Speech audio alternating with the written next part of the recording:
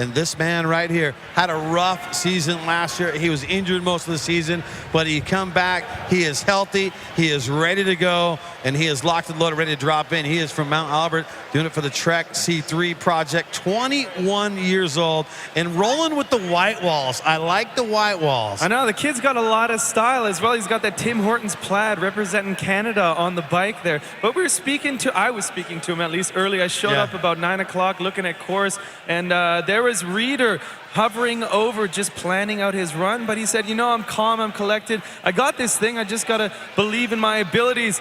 And Whistler, get behind him because this is getting crazy now. Big backflip from Rheeder off the first drop. Oh, truck bar to bar back. Front flip off the step up. This is what's going on. Whistler, make some noise for Brett Rheeder. Big old backflip whip. Oh, cork 720. Oh, was so dumped in with his front. Coming up into the cannon. Big backflip off the cannon. This is what I was talking about. That jump is so dialed this year. 360ing the hip transfer and up into the Joyride cabin. Bar up. 360 bar down.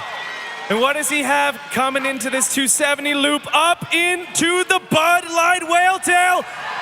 Whip in.